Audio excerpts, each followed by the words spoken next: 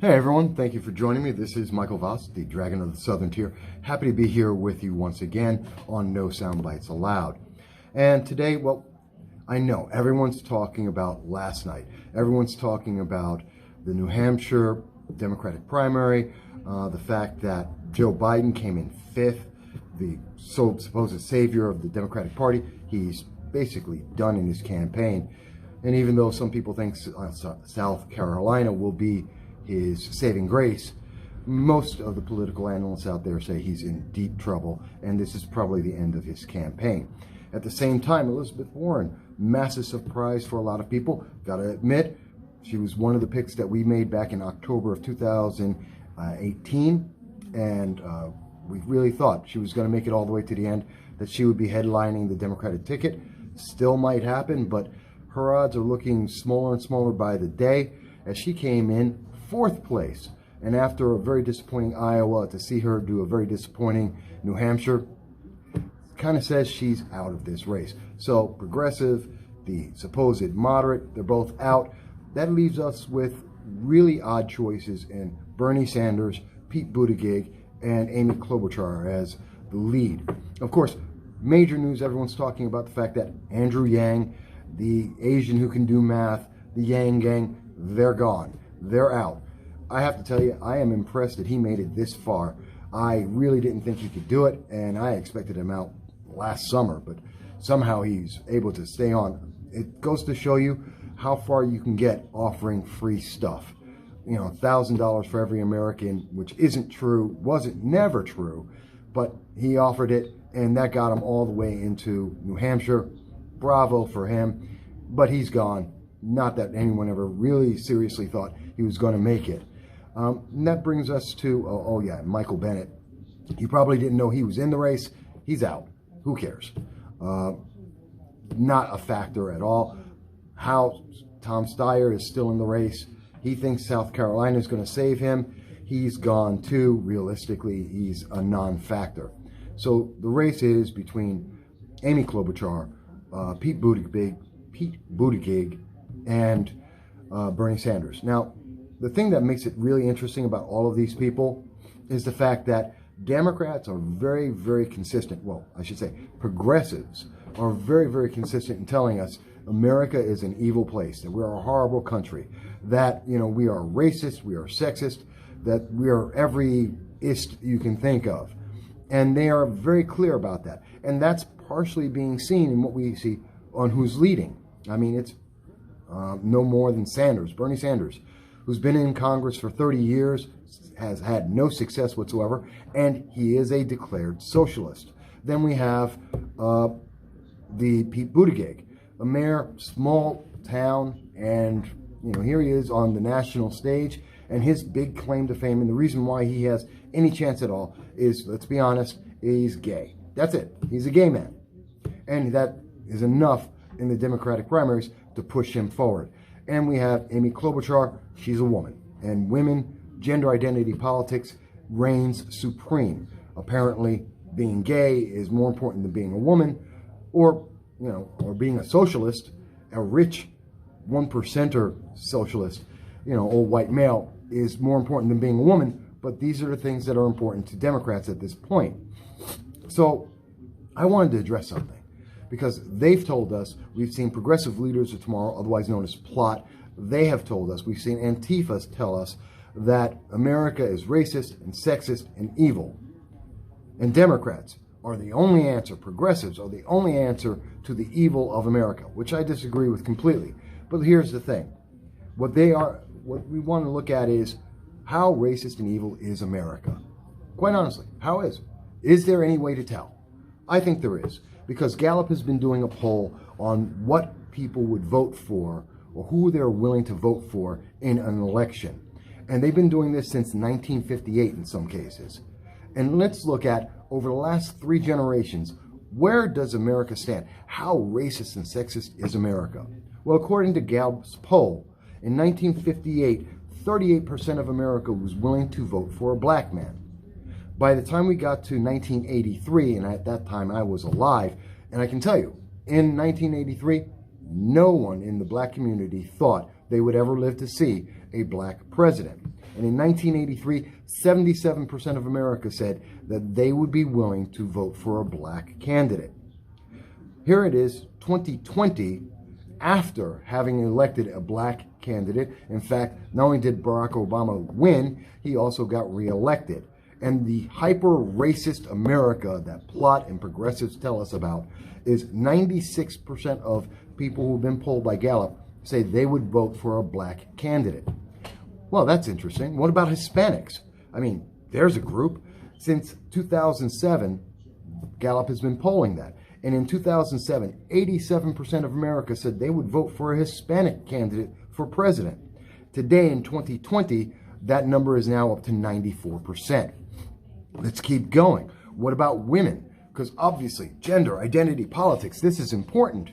Women need to be president because they're women, not because of anything else, but because they're women. So let's go with that. In 1958, 54% of America said they would vote for a woman for president. By 1983, it was 80%. By 2007, it was 88%. Hey, in 2015, right when we saw Hillary Clinton up there saying it was hers, she earned it, she deserved it because she was a woman. Well, at that point, 92% of America said they would elect a woman as president. Obviously, Hillary Clinton either wasn't seen as a woman or she wasn't good enough. But in 2020, just as of yesterday, we see that 93% of America would vote for a woman for president. Good for Amy Klobuchar. And, Elizabeth Warren's got to wonder what's going on there. How about this? Identity, gender, politics, we get told by progressives all the time that this is a homophobic nation, that we are so oppressive against gays. Let's think about it. The first time they started doing a poll on that was in 1983. And yes, in 1983, 29% of Americans said they would vote for a gay president. Well, in 2020, we now see that a gay candidate, or a lesbian candidate for that matter, would get 78% of America would vote for them. Is that as high as everything else? No. But it is significantly, we're talking a magnitude of 300% difference in the space of 2 generations. Wow. But we're sexist. But America is racist. But America is homophobic. Even though 78% of Americans would vote for a gay or lesbian candidate. Okay, how about someone who is Muslim? I mean, America hates Muslims, right? That's what we keep getting told. Even though we've elected Muslims into the House of Representatives, even though we see all of the news and so many programs for people who are specifically Muslim, what would America do? 66% of Americans say they would vote for someone who's Muslim. That's more than 50%. We're talking a majority of Americans. 2/3 of Americans would vote for a candidate, even though they're a Muslim, to be president. Well, how about this? Atheists. That's another big one. You don't love God, well, you got to get out. Because, according to Cuomo, if you love your guns, you love your God, well, you got to get out of New York because that's not progressive. That's not what America's about. Well, let's see. What does America say about that? 60% of Americans would vote for someone who's an atheist. How about this? How many Americans would vote for a socialist? We know that the youth of today want to be socialists because they think Che Guevara was a great guy, even though he was a mass murdering maniac. They think that Mao over in China is a great guy, and they wear t-shirts of him, even though he was a mass murderer, killing tens of millions of Chinese. What about these guys? This is, they wear even Stalin. They wear t-shirts of Stalin. They think he's a great guy, responsible for killing somewhere around 50 million, maybe 70 million Soviets. He killed more Soviets than World War II. Okay, so what about socialists? Would America elect a socialist? Hey, Bernie Sanders, got to be happy about this. 60% of Americans say they would. Now, that's very interesting. Oh, excuse me, correction. 45%. Sorry, 45% of Americans said they would elect a socialist, according to Gallup's poll. That's down 2% from 2016. Bernie's in a little bit of trouble because whether it was 2016 or now, he doesn't hit a majority. And that's actually the only item in the polls that didn't hit at least 50% or better. Actually, so that tells you a lot. America, this country that we're told is supposed to be racist, supposed to be sexist, supposed to be homophobic, we're supposed to be diehard capitalists that would never do anything else. No, even with the problems in Venezuela and the fact that socialism has failed in every country it has ever been used in, even in the fact that it is an authoritarian system, even in America, we see that people are willing to give it a shot. Just had a conversation last night with someone trying to explain to me how socialism is not communism, even though it has always been the first step towards communism. I've been told that, you just have to have a new process. We have a new thing. Just have a good person running a socialist system and it will work, even though we've seen that tried before and it always fails. There is nowhere in the world that has ever worked, and anywhere that you point to that we see Democrats point to that is actually socialist, it's always failed. Anywhere that it is where they think it's working, like Denmark and the Nordic countries, they're not socialists. You ask them, you ask their countries and their governments, and they'll tell you they're not socialists. Sweden, Denmark, all the Swiss, they always get this said. So let's actually think about this. According to Gallup, America is as progressive as anything the progressives want. The majority, an overwhelming majority in almost every case, are willing to vote for blacks, for women, gays, even Muslims. The only thing that America doesn't really want to have is a socialist, because socialism doesn't work. Okay, so let's think about that. If that's the case, and that seems to be the case according to the polling, what does that really say about what Democrats are saying to you? What is it saying when the media is telling you you are a bad person and you have to apologize for the color of skin you were born in, for being born male instead of female, for not being gay? When they tell you that it's bad for you to have religion and have a belief system, while they tell you you should believe in the government, what does it say when every time they're telling you that you just don't get it? And yet we see that Americans do, that Americans are willing. Maybe, just maybe, the reason why a woman hasn't been elected, because they've all been Democrats so far who've gone up, and Hillary Clinton most notably, when they've run, they failed because maybe they just weren't good enough. Maybe they just weren't good candidates. Maybe the reason why we haven't seen another black president, especially coming from the Democrats, is just wasn't good enough. Maybe the fact that no one's been gay and a president is they just haven't had a good enough candidate. Maybe that's the reason. Maybe America isn't racist. Maybe it isn't sexist. Maybe it isn't homophobic. Because I can tell you, in the 50 years I've been alive, I've seen the racism, the homophobia, the sexism. Because in the 70s, oh yeah, there was plenty of it. And today there isn't. Today, you can go out with someone of a different color. Today, you can run for president. You can run for Congress. You can run for state legislature, and you can win. And we see it across the nation. Whether you're a woman, black, Hispanic, minority, gay, we see people winning. Transgenders are winning races. But this is a horrible nation, right? I tell you, it says a lot.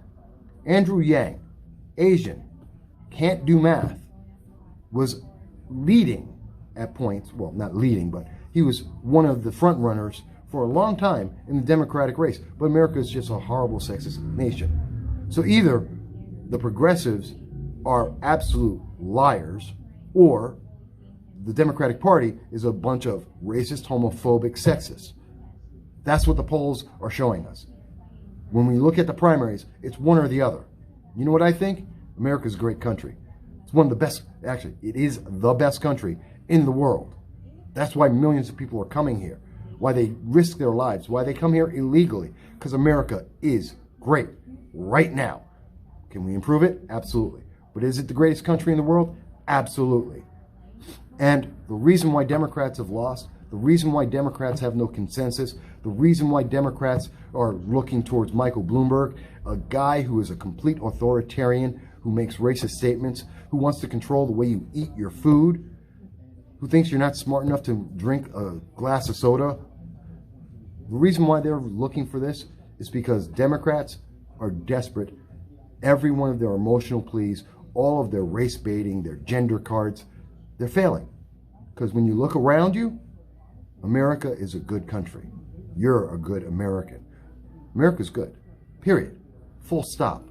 And that's why we're seeing President Trump win. Because he's willing to say, America's great.